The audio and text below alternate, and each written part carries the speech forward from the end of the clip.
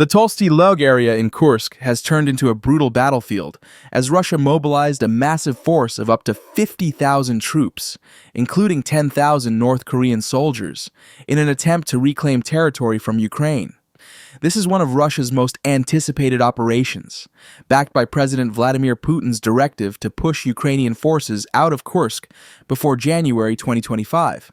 Putin might have thought this battle would be easy, but in reality, it has become a catastrophic disaster for the Russian military. Ukraine, with thorough preparation and superior tactical analysis, transformed this region into a perfect death trap. Layered defenses, from extensive minefields to artillery teams and attack drones, were set up to counter Russia's large-scale mechanized assault. The result? A tank graveyard stretched across the Kursk fields, with countless Russian tanks and armored vehicles left charred and destroyed. Please leave the number 1 in the comments section for Ukraine's trap. Why did Russia suffer such a heavy defeat? Was it due to underestimating the enemy, or have Ukrainian tactics reached a new level? And will Putin change his strategy or continue gambling on similar offensives? These questions will be analyzed in today's video, so hit the like button and stay with me until the end, where we'll delve deeper into Ukraine's strategies and the critical mistakes made by Russia.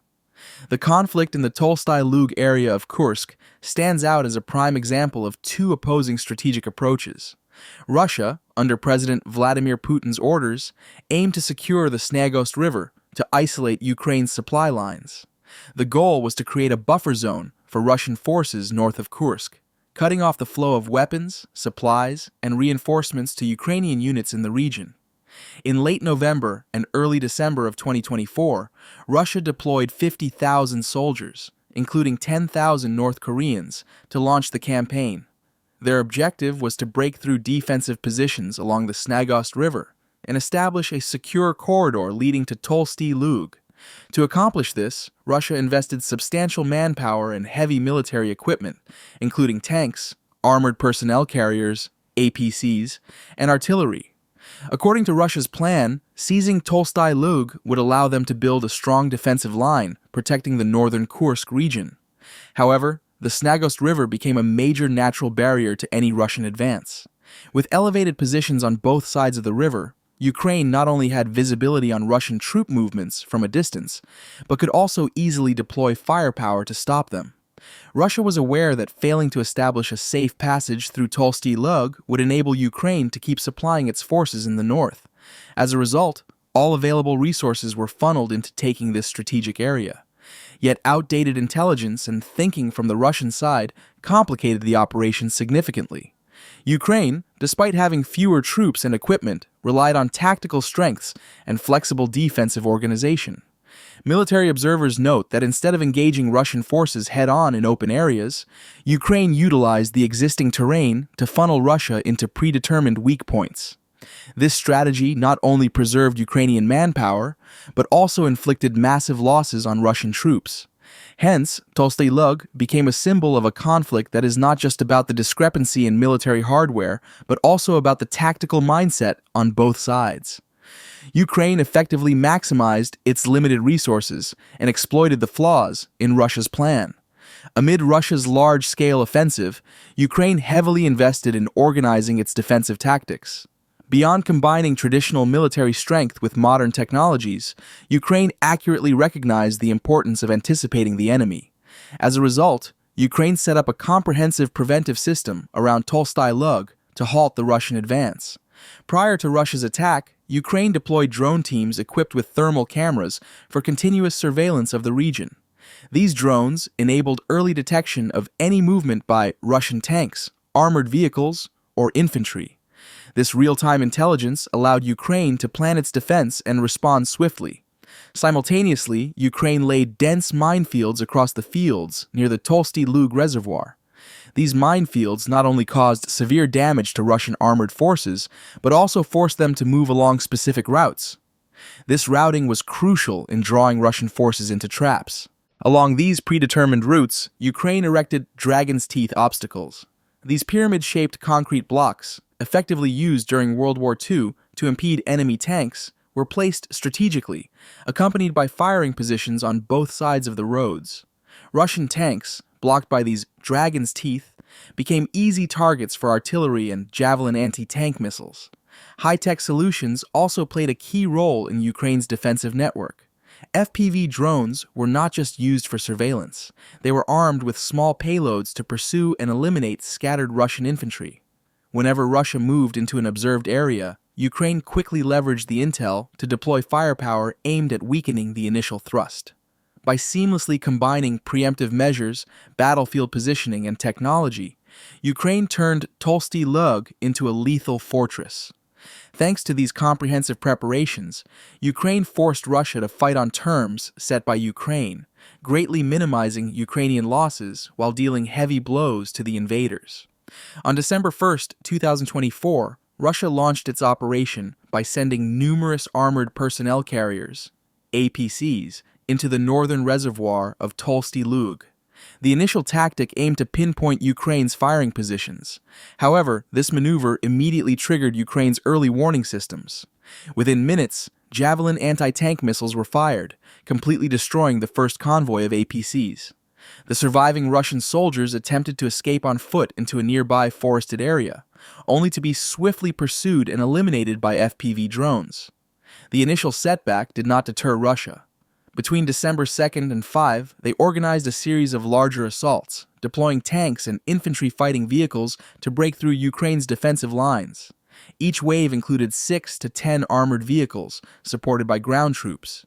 Yet this approach was also quickly neutralized by Ukraine. Strategically placed minefields destroyed or immobilized many vehicles as soon as they entered the area. Some tanks exploded upon hitting mines, while others became stuck on dragon's teeth obstacles. The advance turned chaotic as Russian vehicles were pinned down in locations that left them highly vulnerable to attack. Ukrainian artillery and anti-tank units continued to play a decisive role. Once Russian tanks were halted at choke points, Ukrainian artillery struck with pinpoint accuracy, while teams armed with javelin missiles focused on eliminating each target in turn. FPV drones, equipped with small weaponized payloads, also targeted Russian soldiers attempting to flee from disabled vehicles. The coordination among Ukrainian forces repeatedly brought Russian offensives to a standstill.